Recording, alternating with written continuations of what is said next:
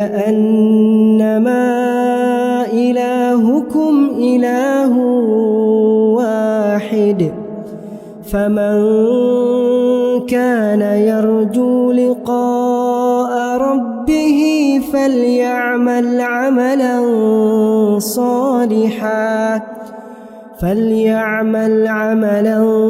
صالحا ولا يشرك بعبادة ربه أحدا.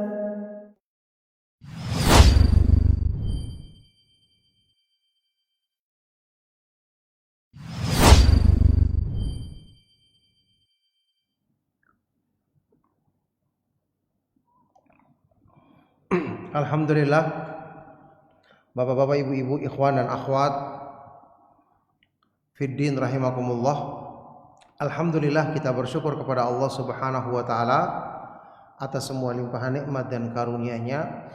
Alhamdulillah, segala puji bagi Allah Subhanahu wa taala yang memudahkan kita untuk selalu mendapatkan taufiknya sehingga kita bisa mengamalkan kebaikan-kebaikan dalam agamanya, termasuk di pagi hari ini kita dimudahkan untuk bangun dan bisa melaksanakan sholat subuh secara berjamaah.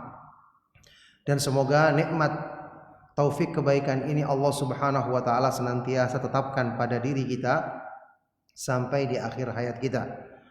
Barakallahu fikum, kita bersyukur kepada Allah di pagi hari ini kita dipertemukan di masjid yang mulia yang penuh berkah ini, di dalam majelis ilmu untuk kita mengkaji pembahasan atau perkara-perkara yang penting dalam agama kita sebagaimana yang sudah kita jadwalkan secara rutin insyaallah, mengkaji kitab yang sangat bermanfaat, Al-Usulu Ats-Tsalatsah, ya, 3 landasan utama dalam Islam, kitab kecil yang ditulis oleh Syekh Al-Imam Al-Mujaddid Syekh Muhammad bin Abdul Wahhab At-Tamimi rahimahullahu ta'ala.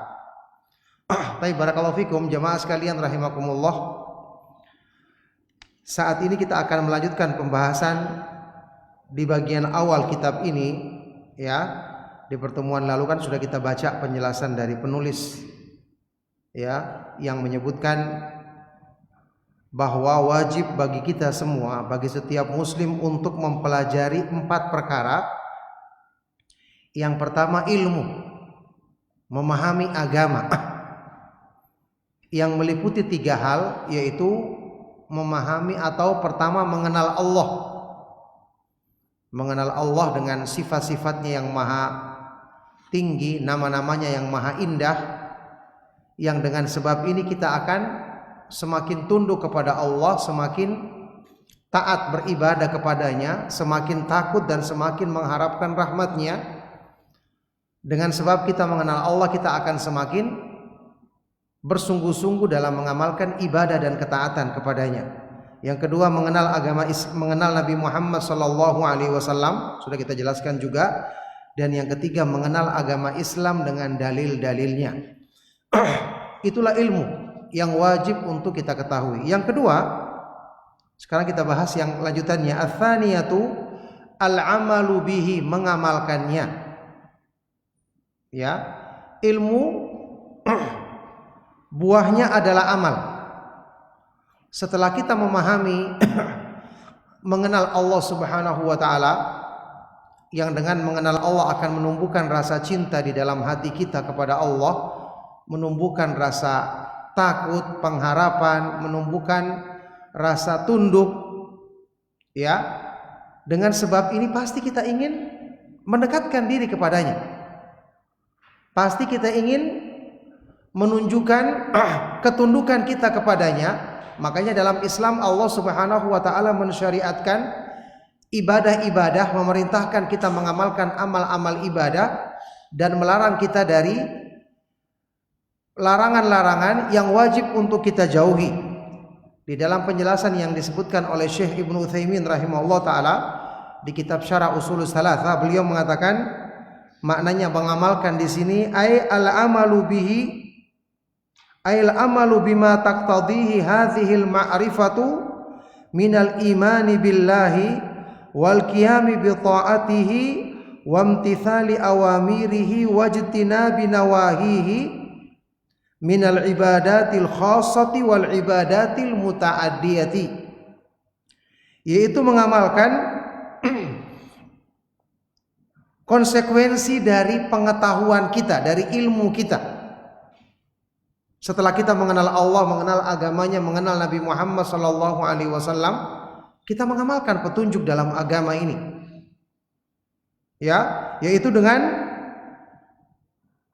menegakkan ketaatan kepada Allah, melaksanakan perintah-perintahnya dan menjauhi larangannya, baik itu dalam ibadah yang bersifat khusus maupun ibadah yang muta'addiyah, khusus untuk diri kita sendiri maupun ibadah yang manfaatnya untuk orang lain. Kayak kita melaksanakan sholat, berpuasa, haji, ini kan untuk diri kita sendiri. Ada juga ibadah-ibadah yang Allah syariatkan manfaatnya untuk orang lain, seperti beramar ma'ruf nahi mungkar, menasihati kaum muslimin dengan cara yang baik, berjihad di jalan Allah dan seterusnya, iya kan? Ini ibadah yang muta'addiyah. Maksudnya di sini jamaah sekalian rahimakumullah, di dalam Islam itu kita memahami agama tujuannya agar kita mengamalkannya. Karena ilmu tanpa amal seperti pohon yang tidak berbuah. Dan ilmu itu akan hilang dengan sendirinya ketika tidak diamalkan. Ada pernyataan yang kita cukup kenal mungkin dari ucapan sahabat yang mulia Ali bin Abi Thalib radhiyallahu taala anhu.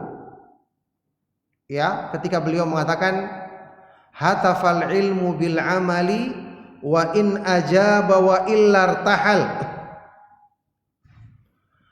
Ilmu berbisik memanggil amal. Ilmu itu berbisik memanggil amal. Kalau amal itu mau mengikuti panggilannya, maka ilmu akan menetap. Tapi kalau amal tidak mau, maka ilmu pun akan pergi. Ya, jadi ada amal, ilmu menetap. Kalau tidak, ilmu akan pergi.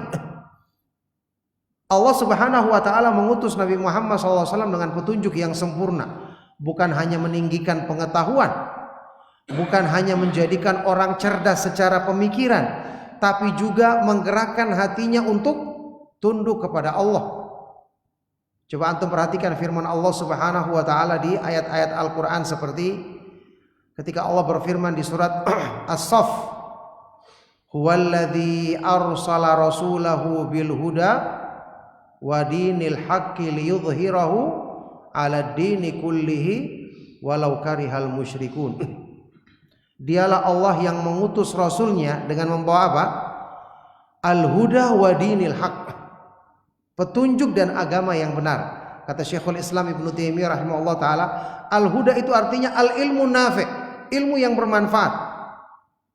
Ilmu yang semakin kita pelajari semakin menjadikan kita bertakwa, semakin tunduk kepada Allah, semakin ingin mendekatkan diri kepadanya. Wa dinil haq, agama yang benar artinya al-amalus soleh, kata Ibnu Taimiyah. Jadi dialah Allah yang mengutus rasulnya membawa ilmu yang bermanfaat dan amalan soleh, supaya Allah menangkan agama ini di atas agama-agama yang lainnya, meskipun orang-orang musyrik tidak menyukainya. Makanya di dalam Islam kita tahu ilmu agama yang benar itu semakin kita pelajari semakin menjadikan kita takut. Karena waktu kita mengenal Allah, Allah maha besar, maha agung, Allah maha indah, berarti kan kita akan mencintainya. Orang yang mencintai sesuatu pasti ingin mendekatkan diri kepadanya. Ya, orang yang mencintai sesuatu pasti sering menyebutnya, sering memujinya. Itulah Allah mensyariatkan di dalam Islam amalan-amalan agar kita dekat kepada Allah, agar kita bisa memuji Allah Subhanahu wa taala dengan keagungan dan kebesarannya. Allah mensyariatkan menurunkan Al-Qur'an agar kita baca, kita pahami isinya. Ini semua adalah amal. Kita praktekkan kandungan maknanya. Ya, makanya Allah Subhanahu wa taala berfirman di surat Fatir tentang kemuliaan ilmu. Innama yakhsyallaha min ibadihil ulama. Sesungguhnya yang takut kepada Allah di antara hamba-hambanya hanyalah orang-orang yang berilmu. Orang yang berilmu itu, ilmunya akan membawa dia takut kepada Allah. Sehingga pasti dengan takutnya, dia selalu berusaha mengamalkan ibadah.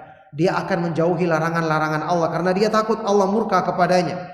Karena dia takut Allah mencabut kebaikan dari dirinya. Siapa yang bisa mencegah, yang menghalangi ketika Allah Subhanahu wa ta'ala menimpakan keburukan bagi hamba-hambanya? Ya, maka ini yang menjadikan mereka takut. Dari ayat ini kita tahu pernyataan yang terkenal dari sahabat yang mulia siapa? Abdullah bin Mas'ud radhiyallahu taala anhu. Laisal ilmu an kathratir riwayah. Ilmu itu bukan diukur dengan banyak menghafal riwayat. Banyak menghafal, sekedar menghafal. Hatinya tidak takut. Ini bukan ukuran ilmu. Wa innamal ilmu an kathratil khasyah. Tetapi ilmu itu diukur dengan besarnya rasa takut kepada Allah Subhanahu wa taala. Makanya Imam Al-Hasan Al-Basri rahimahullah ta'ala pernah beliau menjelaskan makna orang yang faham dalam agama. Ketika ada salah seorang yang menyampaikan kepada beliau tentang orang-orang yang dikatakan faqih, faham dalam agama, lantas Imam Al-Basri rahimahullah ta'ala mengatakan, atadri mal faqih, apakah kamu tahu orang yang faham agama itu? Innamal faqihu zahidu fid dunya al-basiru bidinihi al-mudawimu fi ta'ati rabbih. Hanyalah dikatakan orang yang paham dalam agamanya kalau dia itu zuhud dalam kehidupan dunia, tidak berlebih-lebihan dalam urusan dunia. Al-basiru bidinihi, punya ilmu yang dalam tentang agamanya, dan al-mudawimu, dan selalu continue, selalu terus-menerus mengamalkan ibadah kepada Allah Subhanahu wa taala, mengamalkan ketaatan kepada Allah Subhanahu wa taala. Ini baru orang yang berilmu namanya. Ya. Dan di sini kita lihat jamaah sekalian rahimakumullah, sabda Rasulullah sallallahu alaihi wasallam ketika mengungkapkan hal ini benar-benar dengan lafaz yang sangat teliti dan detail. Kita ingat hadis riwayat Bukhari dan Muslim yang terkenal dari Muawiyah bin Abi Sufyan radhiyallahu taala anhu. Ketika Rasulullah sallallahu alaihi wasallam bersabda, "Man yuridillahu bihi khairan yufaqihu fid din." Ini lafadznya. Barang siapa yang Allah kehendaki baginya kebaikan, Allah jadikan dia faqih. Tidak dikatakan Allah jadikan dia berilmu semata-mata, tapi diambil lafaz apa? Faqih. Yang tadi sudah kita sebutkan maknanya dari Al-Hasan Al-Basri. Dia zuhud, dia punya ilmu yang mendalam, dia selalu continue mengamalkan ketaatan kepada Allah. Jadi di sini tidak semata-mata pengetahuan maknanya. Betul, pengetahuan ya, ini belajar agama, termasuk di dalamnya tentu kita berusaha menghafal Al-Quran, menghafal hadis-hadis Nabi SAW sesuai kemampuan kita. Dan yang paling penting memahami isinya, supaya hati kita tersentuh, supaya tumbuh ketakwaan, rasa takut, pengharapan, cinta kepada Allah di hati kita. Tapi bukan sekedar hanya pengetahuan ini, tapi itu menumbuhkan semangat untuk beribadah. Makanya dipilih kata-kata faqih. Nah, di sinilah Imam Ibnu Qayyim menjelaskan, al-fiqhu fid din itu meliputi dua hal harus, yaitu memahami agama, mengilmui agama ini. Yang kedua, semangat mengamalkannya. Semangat mengamalkannya. Ya, kita tahu penafsiran dari para ulama yang diambil dari hadis yang sahih tentang ayat Al-Quran di akhir surat Al-Fatihah. Waktu kita minta kepada Allah Subhanahu wa ta'ala, ihdinas siratal mustaqim, tunjukkanlah kepada kami jalan yang lurus. Maknanya, siratal ladzina an'amta alaihim, siratal ladzina an'amta alaihim, jalannya orang-orang yang engkau beri nikmat kepada mereka, yakni orang-orang yang mulia, para nabi dan para rasul, para siddiq, orang-orang yang mati syahid, orang-orang yang saleh. Kenapa mereka mulia? Karena mereka paham agama dan semangat mengamalkannya. Makanya Allah berfirman di akhir ayat ini apa? Ghairil maghdubi alaihim, bukan jalan orang-orang yang kamu murkai. Siapa? Orang-orang Yahudi, disebutkan dalam hadis yang sahih. Kenapa Yahudi? Mereka itu berilmu tapi tidak semangat mengamalkan. Mereka paham Alkitab, kitab yang Allah turunkan, Taurat kepada mereka. Tapi mereka justru menggunakan ini untuk merekayasa perintah Allah, melanggar syariatnya. Maka mereka banyak, kalau kita baca ayat Al-Quran, orang-orang Yahudi itu faham agama. Maka Allah murka kepada mereka. Waladhdallin, dan bukan orang-orang yang sesat. Mereka ini orang-orang Nasrani. Mereka beramal tapi tanpa ada ilmu. Itulah yang Allah sebutkan di dalam Al-Quran. Wa rahbaniyatan ibtada'uha. Ya, kependetaan, rahbaniyah. Tidak menikah, tidak melakukan hal-hal yang dihalalkan. Yang itu mereka ada-adakan. Ya, ma katabnaha alaihim, yang kami tidak tetapkan bagi, tidak syariatkan bagi mereka. Intinya mereka semangat beramal tapi tidak punya ilmu. Ini dicela dalam Islam. Dari sinilah jamaah sekalian rahimakumullah, ya, kenapa di dalam Islam itu kita diperintahkan belajar agama dengan benar. Kenapa kita diperintahkan kalau belajar agama itu harus selalu merujuk kepada dalil? Yang kemarin sudah kita bahas. Ya, ilmu itu kan mencakup 3. Yang terakhir apa? Ma'rifatu dinil islami bil adillah. Mengenal agama Islam dengan dalilnya. Apa sebabnya? Karena ini merupakan sarana untuk kita bisa beramal. Kita belajar agama itu, kita perlu menggerakkan hati kita untuk semangat beramal. Dan siapa yang bisa menggerakkan hati manusia? Cuma Allah semata-mata. Ingat, hati manusia itu Allah yang kuasai. Ingat kan? Rasulullah SAW dalam hadis sahih riwayat Imam Muslim bersabda, Inna quluba bani Adam kullaha baina isba'aini min asabi'ir rahman ka qalbin wahidin yusarrifuhu haitsu yasha. Hati manusia itu semua berada di antara 2 jari-jari dari jari-jari Allah Subhanahu wa taala yang Maha Pemurah. Seperti hati yang satu, Allah bolak-balikan sesuai dengan kehendaknya. Tidak ada yang bisa menggerakkan hati. Mungkin kadang-kadang kita mendengar satu ucapan, kita terpesona, tertarik, ya, wah, ucapan ini luar biasa. Tapi ternyata bekasnya tidak ada di hati, hanya tertarik sesaat. Beda kalau kita dengarkan firman Allah. Ilmu adalah petunjuk, penggerak hati. Ini ilmu agama. Makanya orang yang belajar dengan pemahaman agama yang benar, dia mendengarkan dalil dari Al-Quran, hadis-hadis yang sahih. Ini ketika merasuk ke dalam hatinya, itu menumbuhkan pengetahuan yang benar sekaligus menggerakkan hatinya untuk semangat beramal. Ini mungkin pernah saya jelaskan di kajian entah yang lalu atau yang di tempat lain. Kenapa Allah Subhanahu wa taala menyebutkan petunjuk Nabi Muhammad SAW itu disucikan dari 2 keburukan. Antum perhatikan di surat An-Najm ayat yang kedua. Allah Subhanahu wa taala berfirman tentang Nabi Muhammad SAW, "Ma dhalla sahibukum wa ma ghawa, wan najmi idza hawa, ma dhalla sahibukum wa ma ghawa." Sahabat kalian ya, yaitu Nabi Muhammad SAW, beliau tidak tersesat dan tidak menyimpang. Begitu terjemahannya, tidak sesat dan tidak keliru. Ada 2 hal yang disebutkan, ad-dhalal wal ghiwayah. Ini 2 hal yang kalau kita sebutkan seperti fakir miskin. Apa sih bedanya fakir dan miskin? Iya kan? Secara makna kalau disebut fakir saja mencakup semua. Orang yang kekurangan, orang yang tidak mampu, orang yang tidak punya kecukupan dalam harta untuk makannya saja. Tapi kalau disebutkan fakir dan miskin, fakir ini lebih kurang lagi. Miskin masih ada yang bisa dimakannya, tapi fakir ini sudah sangat kurang. Sama kita sebutkan Islam dan iman.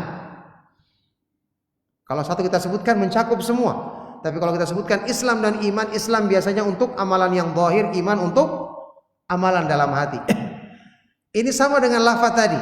Ad-dhalal itu artinya sesat. Al-ghayyu atau al-ghiwaya artinya menyimpang. Ya, mirip-mirip kan artinya. Cuman ketika digabungkan di dalam satu kalimat dua-duanya, seperti di ayat An-Najm yang kedua tadi, kata Imam Ibnu Qayyim, al-dhalal, sesat di sini maksudnya penyimpangan dalam memahami ilmu. Adapun al-ghiwayah atau al-ghayyu, penyimpangan dalam beramal. Tidak semangat mengamalkannya. Intinya apa? Allah Subhanahu wa taala mengatakan pada diri Nabi sallallahu alaihi wasallam tidak ada kesesatan dalam ilmu dan tidak ada penyimpangan dalam amal. Itu artinya apa? Orang belajar sunnah akan terbimbing dalam ilmu dan amalnya. Makanya salafus saleh antum perhatikan, baca biografi mereka, para sahabat antum baca biografi mereka. Bagaimana mereka semangatnya belajar, bagaimana mereka semangatnya bertanya kepada Nabi sallallahu alaihi wasallam.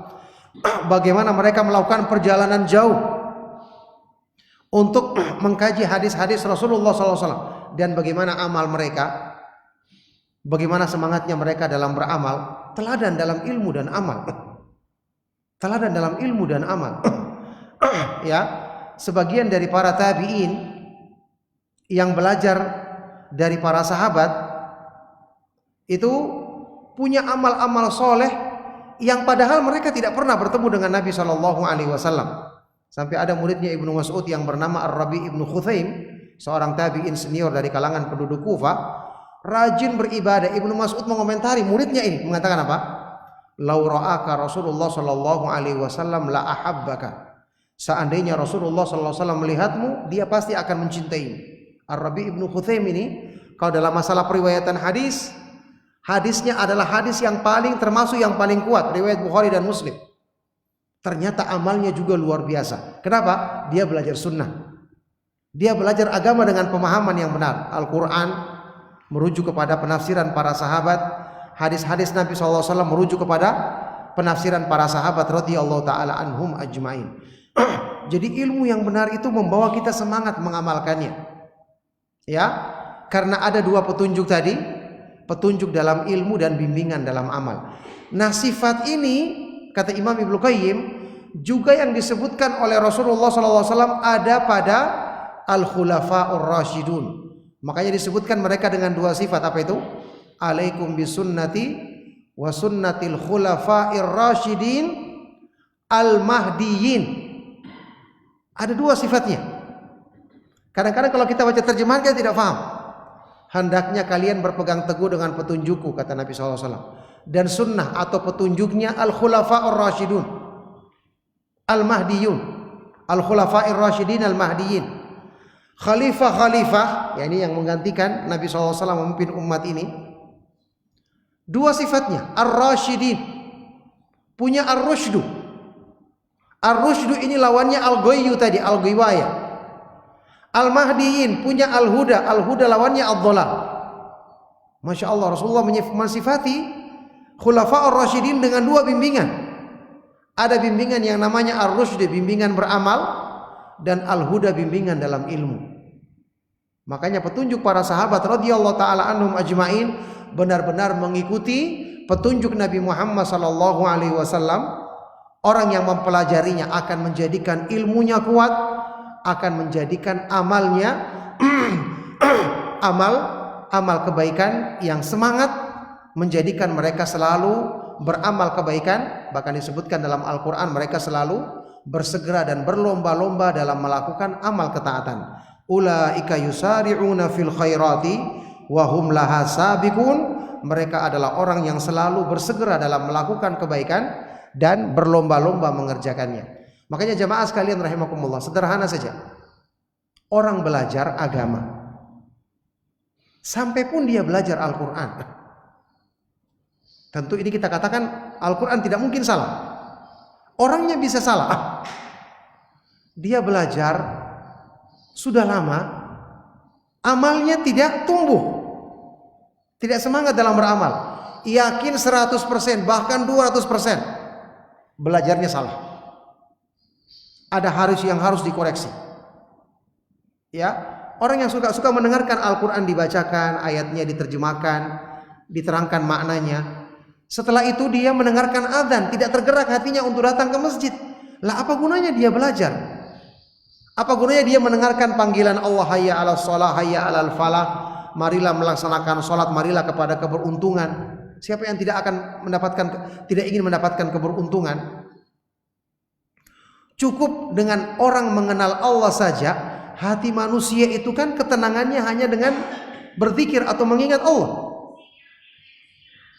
Siapa yang tidak ingin hatinya tenang? Manusia mencari ketenangan dalam hidupnya. Jadi kalau ada orang belajar tidak menumbuhkan semangatnya dalam beramal, yakin ini salah dalam ilmunya. Pasti ada yang keliru dalam belajarnya. Entah dia belajarnya tidak kembali kepada pemahaman para sahabat radhiyallahu taala anhum ajmain, atau belajar hanya sekedar suka dengarkan kata-kata indah tapi tanpa ada dalilnya. Imam Al-Hasan Al-Basri rahimahullah ta'ala pernah mengatakan tentang orang yang belajar sunnah di zaman para salaf. Apa kata beliau? Kana rajulun minna idza ta'allama al-hadits. Dulunya salah seorang dari kami ketika dia mulai belajar hadis, yakni belajar sunnah, belajar agama sesuai dengan pemahaman para sahabat radhiyallahu ta'ala anhum ajmain. Apa kata beliau? Falam yalbath, ditunggu tidak lama akan terlihat perubahan dari apa yang dia pelajari. Falam yalbath an yura dzalika, maka tidak lama ditunggu akan dilihat pada dirinya dampak positifnya. Fi takhasyu'ihi, meningkatkan khusyuknya dalam salat. Fi samtihi, menjadikan baik tingkah lakunya, akhlaknya. Wa lisanihi, ucapan lisannya semakin lurus, pandangan matanya. Wa yadihi, dan perbuatan tangannya atau perbuatan anggota badannya. Jadi inilah buah daripada ilmu. Jamaah sekalian rahimakumullah. Makanya ilmu itu akan menyemangati kita beramal, menjadikan kita selalu bersungguh-sungguh menundukkan hawa nafsu di jalan Allah Subhanahu wa taala. Ilmu itu akan membimbing kita untuk selalu mengikuti keimanan di hati kita. Orang yang cinta kepada Allah Subhanahu wa taala pasti dia akan senang mendekatkan diri kepada Allah Subhanahu wa taala. Kan sudah pernah kita sering dengarkan juga penjelasannya. Nabi Muhammad sallallahu alaihi wasallam adalah orang yang paling sempurna ketakwaannya, sempurna imannya. Lihat ibadah beliau bagaimana. Nabi Muhammad sallallahu alaihi wasallam kalau salat malam itu berdirinya sampai kakinya bengkak. Karena keimanan di hati yang benar menjadikan orang senang dekat kepada Allah, senang melaksanakan salat malam. Kata Aisyah radhiyallahu taala anha, hatta tatafattarat qadamahu, sampai bengkak kakinya saking berdirinya lama ketika melaksanakan salat tahajud. Ini jelas menunjukkan iman yang benar di hati. Ya, bukan yang sekedar hanya pengakuan saja. Nah, jadi semangat mengamalkan ilmu agama ini merupakan buah dari ilmu yang benar. Ya, buah daripada ilmu yang benar. Makanya Imam Ibnu Rajab Al-Hambali rahimahullah ta'ala waktu menyebutkan definisi al-ilmu nafi', apa itu ilmu yang bermanfaat? Kata beliau, huwa ma basyaral qulub, ilmu yang menyentuh hati, ilmu yang merasuk ke dalam hati. Fayujibulaha, yang kemudian melahirkan di hati itu al-khasyah, rasa takut kepada Allah. As-sakinah, tenang ketika berzikir kepada Allah. Menimbulkan rasa tunduk, selalu merendahkan diri di hadapannya. Nah, ini termasuk proses yang harus kita perhatikan. Kalau kita ingin ilmu kita bermanfaat, maka jadikan ilmu itu menyentuh hati. Itulah selalu kita katakan, ketika baca Al-Quran jangan cuma baca huruf-hurufnya, renungkan supaya hati tersentuh agar kita semangat mengamalkannya. Karena hati itu kalau disentuh dengan kandungan Al-Quran, dia pasti akan berubah. Karena inilah yang paling didambakannya, yang paling dicarinya. Waktu berzikir renungkan kandungan maknanya, karena ini yang akan membersihkan kotoran hati manusia, yang dengan sebab itu akan menumbuhkan kebaikan. Taib. Itulah yang kedua. Kemudian yang ketiga adalah ats-tsalitsatu ad-da'watu ilaih. Setelah kita mengamalkan ilmu, kita berdakwah, mengajak manusia, utamanya keluarga kita. Jangan hanya berpikir untuk kebaikan diri kita sendiri. Ya. Niat yang benar dalam ilmu, kan ada pernyataan dari Imam Ahmad bin Hanbal rahimahullah taala tentang kedudukan belajar agama. Kata beliau, la syai'a afdalu min talabil ilmi idza hasunat fihi niyatu tidak ada satu amalan pun yang lebih utama daripada menuntut ilmu jika kita bisa memperbaiki niat padanya. Maka ketika beliau ditanya apa artinya memperbaiki niat, apa artinya ikhlas niat dalam menuntut ilmu, kata beliau, an yanwiya bihi raf'al jahli an nafsihi thumma an ghairihi. Seseorang ya, penuntut ilmu itu meniatkan dengan menuntut ilmu menghilangkan kejahilan dari dirinya, kemudian dari orang lain. Jamaah sekalian rahimakumullah, kita tahu di antara semua manusia siapa yang paling utama? Para nabi dan para rasul alaihi wassalatu wassalam. Kenapa? Karena mereka yang diturunkan pada mereka wahyu, yang paling berilmu. Apalagi Nabi Muhammad SAW. Kemudian mereka semangat mengamalkannya, setelah itu semangat menyebarkannya. Di antara semua manusia yang paling utama adalah orang yang mengamalkan ini. Ingat firman Allah Subhanahu wa taala, "Wa man ahsanu qawlan mimma da'a ila Allahi wa amila salihan wa qala innani minal muslimin."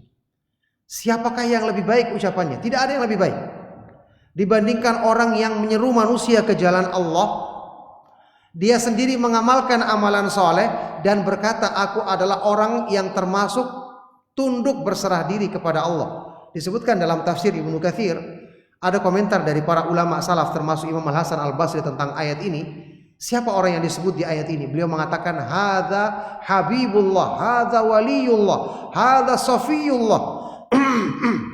Orang ini adalah kekasih Allah, orang ini adalah wali Allah yang sesungguhnya. Orang ini adalah pilihan Allah, subhanallah. Jadi wali Allah itu adalah orang yang menegakkan agama, paham agama, mengamalkan agama dan mendakwakannya. Makanya sebaik-baik para wali adalah para nabi dan para rasul alaihi wassalatu wassalam, kemudian para sahabat radhiyallahu taala anhum ajmain, kemudian orang-orang yang memahami agama dan menyebarkannya. Inilah wali Allah yang paling tinggi kedudukannya. Jadi semangat dalam berdakwah ini merupakan kedudukan yang paling tinggi di dalam agama. Sampai-sampai ada pernyataan dari Imam Abdullah ibn Mubarak, la a'lamu ba'dan nubuwati darajatan afdhala min bathil ilmi. Aku tidak mengetahui setelah tingkatan kenabian kedudukan yang lebih utama daripada orang yang menyebarkan ilmu agama. Karena menyebarkan ilmu agama berarti menyebarkan petunjuk Allah, berarti menjadi sebab turunnya rahmat Allah. Karena dengan agama disebarkan, banyak yang mengamalkan, banyak yang mengerjakan ketaatan kepada Allah. Ini sebab turunnya rahmat Allah, sebab dijauhkannya manusia dari berbagai macam bencana. Kita baca penjelasan Syekh Ibnu Utsaimin ketika menjelaskan makna poin yang ketiga ini. Aida ad-da'watu ila ma jaa'a bihi Rasul sallallahu alaihi wasallam min syariatillahi ta'ala ala maratibiha ats-tsalathi aw al-arba'i, yaitu mengajak manusia kepada petunjuk yang dibawa oleh Rasulullah sallallahu alaihi wasallam, yaitu syariat Allah yang mana itu ada 3 atau 4 tingkatannya. Ya, Allah menyebutkan 3 tingkatan. Bahkan yang keempat di 2 ayat Al-Quran. Pertama di dalam firman Allah, ud'u ila sabili rabbika bil hikmati wal mau'izatil hasanati wajadilhum billati hiya ahsan. Serulah manusia, ajaklah manusia, dakwailah manusia ke jalan Allah dengan 3 hal. Pertama bil hikmah. Yang kedua al-mau'izatil hasanah, nasihat yang baik. Yang ketiga, dan debatlah mereka dengan cara yang terbaik. Apa artinya al-hikmah? Kata para ulama, ini untuk golongan manusia yang mudah menerima kebenaran. Waktu kita mendakwai orang, mengajak orang ke jalan Allah, kan tidak semua menolak, tidak semua juga menerima. Ada yang menerima, langsung kita beritahu, oh dia semangat. Orang seperti ini tinggal sampaikan hikmah, ya, ini sampaikan ilmu kepadanya, sampaikan dalil. Perbuatan ini ada dalilnya seperti ini. Oh jangan lakukan ini, ada larangannya seperti ini. Ini tipe orang yang mudah menerima. Yang kedua, al-mau'izatul hasanah, nasihat yang baik kata para ulama artinya di sini at-targhib wa tarhib. Berikan semangat. Ajakan, bacakan dalil-dalil yang mengajak kepada kebaikan. Juga sampaikan dalil-dalil yang memperingatkan untuk menjauhi keburukan. Ini untuk tipe manusia apa? Dia mencintai kebenaran tapi masih ada tertutup pikirannya. Ada syubhat. Dan ini mungkin lebih banyak dibandingkan yang pertama. Ya, dia mau menerima kebenaran, orangnya terbukti semangat dalam beramal, orangnya ada kemauan untuk selalu membaca Al-Quran, berzikir kepada Allah, tapi diajak dia masih ragu-ragu. Ada kerancuan dalam pikirannya. Yang seperti ini kita bacakan dalil-dalil tentang keutamaan orang yang menerima kebenaran. Sebutkan juga ancaman orang yang tidak mau mengikuti petunjuk setelah jelas di hadapannya. Perlu yang seperti ini, targhib wa tarhib. Dan yang ketiga, orang yang menolak. Orang yang menolak, ya, ngeyel, orang yang membangkang, kita perlu berdebat. Kita perlu diskusi tapi dengan cara yang baik. Sampaikan dalil, apa yang syubhatnya bantah tapi dengan cara yang baik, yang lemah lembut. Itu tingkatan, 3 tingkatan manusia. Ada yang keempat, yaitu ketika mendebat ahlul kitab. Allah Subhanahu wa taala berfirman, "Wala tujadilu ahlal kitabi illa billati hiya ahsanu illa alladzina zalamu minhum." Dan janganlah kamu mendebat ahlul kitab. Jadi Islam ini memperlakukan semua orang dengan cara yang baik. Janganlah kamu mendebat ahlul kitab, orang-orang Yahudi dan Nasrani, kecuali dengan cara yang baik, kecuali orang-orang yang berbuat zalim di antara mereka. Makanya jangankan orang muslim, ahlul kitab saja kita disuruh mendebat dengan cara yang baik, apalagi saudara kita sama muslim. Tentu kita harus dakwai dengan cara yang baik.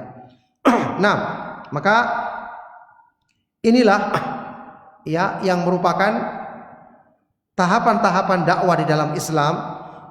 Dan kita ingat semua, Allah Subhanahu wa taala menyebutkan di dalam surat Yusuf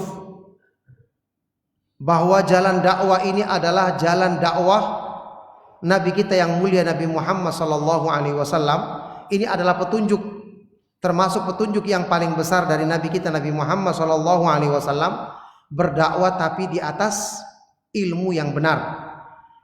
Allah Subhanahu wa taala berfirman di surat Yusuf ayat 108, "Qul hadhihi sabili ad'u ila Allahi ala basiratin ana wa man ittaba'ani wa subhanallahi wa ma ana minal musyrikin." Katakanlah ya Rasulullah kepada semua manusia, inilah jalanku. Ya, inilah sunnahku, inilah petunjukku. Ya, aku mengajak manusia ke jalan Allah di atas basirah, yakni di atas ilmu yang mendalam, di atas keyakinan tentang agama yang benar ini. Aku dan orang-orang yang mengikutiku. Makanya pengikut sunnah Nabi SAW pasti semangat berdakwah. Dan maha suci Allah, dan aku tidak termasuk orang-orang yang melakukan perbuatan syirik. Jadi tidak hanya semangat berdakwah tapi tanpa ilmu, salah. Jalannya Nabi SAW adalah semangat berdakwah tapi di atas basirah, yaitu di atas ilmu yang mendalam, di atas keyakinan, sebagaimana yang diterangkan di dalam tafsir Ibnu Katsir tentang makna al-basirah. Oleh karena itu, jamaah sekalian rahimakumullah, inilah jalan dakwah. Dan jalan dakwah itu kita tahu bukan hanya ceramah saja di depan majelis. Jalan dakwah bisa kita tempuh dengan cara mengirimkan teman kita nasihat melalui pesan WhatsApp misalnya, atau SMS. Kita melihat teman kita yang berbuat salah, kita tegur dengan cara yang baik. Kita manfaatkan orang-orang yang mengenal atau kita punya kedudukan, kita manfaatkan untuk menjadi sebab orang-orang bisa mengenal kebenaran, bisa diadakan kajian dan seterusnya. Ini jalan dakwah banyak. Termasuk kita menulis makalah-makalah yang bermanfaat, atau kita menyebarkan ya penjelasan tentang Islam yang benar dari orang-orang yang kita percaya ilmunya, kita sebarkan ke masyarakat kita. Banyak jalan dakwah yang semakin kita berusaha tegakkan, berarti kita semakin ikut mengambil bagian besar dari kebaikan, petunjuk dan sunnah Rasulullah SAW sebagaimana yang dijelaskan di dalam dalil-dalil yang tadi kita sebutkan. Baik. Inilah tahapan yang ketiga, ya. Dan untuk tahapan yang keempat nanti kita jelaskan insyaallah di pertemuan berikutnya. Mudah-mudahan apa yang kita bahas dan kita kaji di kesempatan kajian kita di pagi hari ini bermanfaat dan menjadi motivasi, menambah semangat kita untuk semakin berpegang teguh dengan agama ini, semakin selalu semangat berdoa kepada Allah Subhanahu wa taala, meminta agar kita dimudahkan memahami agamanya dengan benar, dimudahkan untuk mengamalkan dengan sebaik-baiknya, dan semangat mengajak manusia ke jalan Allah Subhanahu wa taala, karena inilah jalan keselamatan dan jalan kita meraih keutamaan dan kedudukan yang mulia di sisi Allah Subhanahu wa taala. Semoga bermanfaat, dan mungkin sebelum kita akhiri kalau ada satu atau dua pertanyaan. Barakallahu fikum. Sallallahu wasallam wa barak ala nabiyina Muhammad wa ala alihi wa sahbihi ajmain. Walhamdulillahi rabbil alamin. Silakan.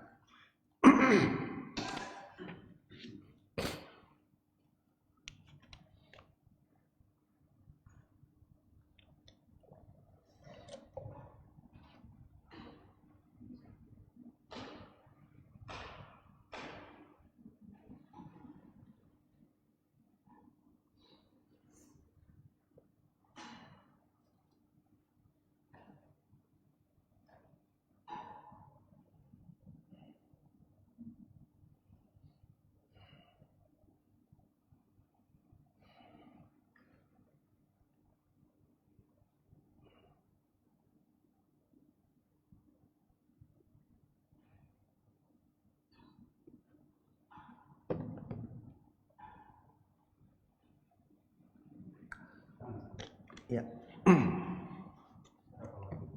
Assalamualaikum warahmatullahi wabarakatuh.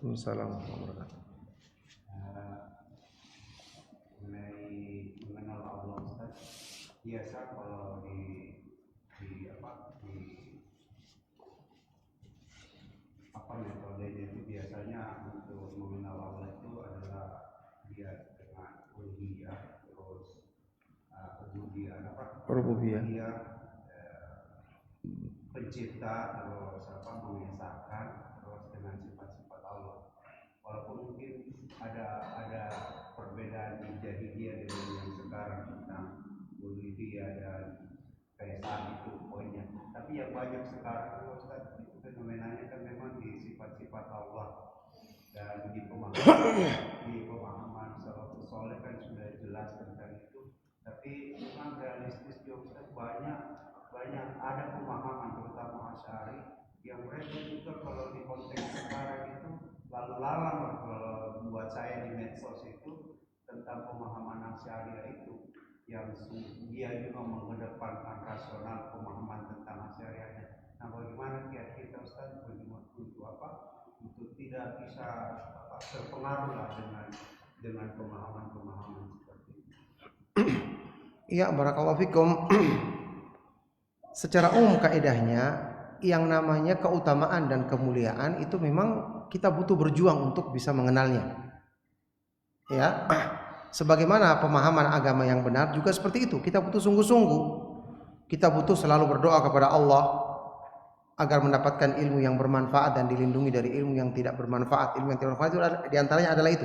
Ilmu yang tidak bermanfaat yaitu ilmu yang menyesatkan, ilmu yang memalingkan kita dari pemahaman agama yang benar. Makanya Rasulullah SAW menyuruh kita, sallallahu ilman nafi'an wa ta'awwadhu bihi min ilmin la yanfa. Itu hadis yang sahih. Mintalah kepada Allah ilmu yang bermanfaat dan berlindunglah kepadanya dari ilmu yang tidak bermanfaat. Sekarang ya, Imam Abul Hasan Al-Asy'ari rahimahullah taala kita tahu punya tahapan-tahapan dalam hidupnya. Abul Hasan Al-Asy'ari rahimahullah taala disebutkan dalam biografinya itu ibunya ya menjadi janda ketika bapaknya meninggal dunia. Terus dia menikah lagi dengan seorang tokoh Mu'tazilah yang terkenal di zamannya, Abu Ali Al-Jubba'i. Abu Ali Al-Jubba'i tokoh Mu'tazilah yang mengagungkan pemikiran akal. Sehingga anak-anak bawaannya ini, Abul Hasan Al-Asy'ari, terpengaruh jelas dengan bapaknya yang mendidik dia. Tapi kemudian karena ya Allah berikan taufik, jelas itu adalah intinya, dia sempat mengurung diri, ya merenungkan masalah agama. Kemudian dia keluar dengan pemahaman setelah dia banyak membaca kitab-kitab yang ditulis oleh Imam Ahmad bin Hanbal rahimahullah taala dan para ulama salaf yang lain, akhirnya dia mengeluarkan kitab yang terkenal Al-Ibana an Usulid Diyanah. Ya, penjelasan tentang prinsip-prinsip dasar agama. Disinilah dia menyatakan pemahaman-pemahaman yang sesuai dengan manhaj Ahlus Sunnah wal Jamaah, dan bukunya ada, kitabnya ada. Kita bisa baca. Alhamdulillah, pemahaman ini jelas sesuai dengan dalil. Dan ini menunjukkan bahwa beliau sendiri rujuk dari pemahaman yang lalu. Ya, telah meninggalkan pemahaman yang lalu. Sekarang kalau kita baca, ya, kitab-kitab yang ditulis oleh mereka-mereka yang tadi antum sebutkan itu menggunakan rasio, dan betul seperti itu. Saya pernah membaca sepintas, kita pusing membacanya. Antum tidak akan mendapatkan dalil. Isinya adalah kalau dikatakan seperti ini, maka seperti ini jawabannya. Kalau dikatakan begini, maka begini jawabannya. Jadi idza qila yuqalu. Kalau dikatakan, maka jawabannya begini. Kalau ditanyakan begini. Hampir tidak ada dalil. Coba kalau kita baca akidah Ahlus Sunnah wal Jamaah tentang nama-nama dan sifat-sifat Allah, pasti kita sering baca laisa kamitslihi syai'un wa huwas samiul basir. Tidak ada satupun yang serupa dengan Allah dan Dia Maha mendengar lagi Maha melihat. Fala tadribu lillahil amsal. Janganlah kamu membuat permisalan-permisalan bagi Allah. Kita akan sering baca ayat-ayat Al-Qur'an dibawakan karena sebaik-baik yang menjelaskan masalah agama, apalagi masalah yang paling penting yaitu mengenal Allah adalah Al-Quran. Apa gunanya Al-Quran disebut sebagai sebaik-baik petunjuk? Fa inna asdaqal hadits kitabullah wa khairul huda huda Muhammadin sallallahu alaihi wasallam. Sebenar-benar ucapan adalah kitabullah dan sebaik-baik petunjuk adalah petunjuk Nabi Muhammad sallallahu alaihi wasallam. Jadi yang paling baik menjelaskan agama ini ya Al-Quran. Hadis-hadis Nabi sallallahu alaihi wasallam. Cuma kita perlu jelaskan kandungan maknanya. Ya, makanya ini metode yang disebutkan misalnya oleh penulis kitab Ushulus Tsalatsa. Di dalam kitab-kitab yang beliau tulis itu beliau hanya langsung membawakan judul bab kemudian dalil. Al-Quran berkata seperti ini, hadis Nabi Shallallahu Alaihi Wasallam, dan ini adalah sebaik-baik pengajaran dalam ilmu agama, apalagi dalam perkara-perkara yang paling penting dalam agama kita. Alhamdulillah, karena ini yang terbiasa kita sering baca, akhirnya kita juga terbiasa mengenal dalil. Adapun mereka-mereka ini antum baca bukunya antum akan pusing karena hampir tidak ada penukilan dalil, tapi yang paling banyak mereka katakan ya jawaban berdasarkan akal. Padahal akal bagaimana bisa menjadi ukuran? Orang ini punya akal yang inginnya seperti ini, orang yang kedua punya akal yang seperti ini. Ya, dan kata para ulama kan kaidahnya seperti yang kita jelaskan dari penjelasan Syekhul Islam Ibnu Taimiyah dalam kajian Al-Ubudiyah di Masjid Bahtera Mas. Orang itu akan cenderung akalnya atau perasaannya kepada sesuatu yang dicintai oleh hawa nafsunya. Ya, kalau dia sudah mencintai sesuatu, disitulah pemikiran akalnya. Sekarang antum tanyakan kepada manusia semua, kalau keinginan mereka, apa yang mereka sukai atau apa yang mereka anggap benar berdasarkan akal, pasti berbeda-beda. Ya, kalau kita tanya orang yang misalnya ahli kesehatan, maka dia akan menyebutkan hal-hal yang berhubungan dengan kesehatan ini yang paling bermanfaat. Antum tanyakan lagi orang yang misalnya ahli dalam bidang tertentu, maka dia mengatakan bidang inilah yang paling bermanfaat. Karena masing-masing sesuai dengan keinginan.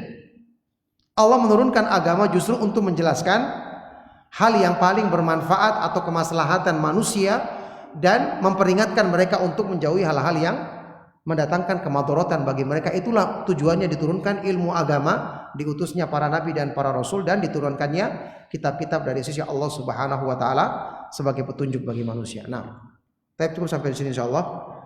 Semoga bermanfaat apa yang kita bahas dan kita kaji. Mohon maaf atas segala yang salah dan kurang. Kita akhiri sallallahu wasallam mubarak ala nabiyina Muhammad wa ala alihi wa sahbihi wa man tabi'ahum bi ihsanin ila yaumiddin.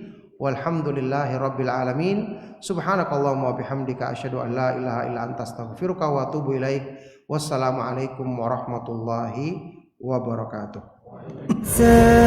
أن يهديني ربي لأقرب من هذا رشدا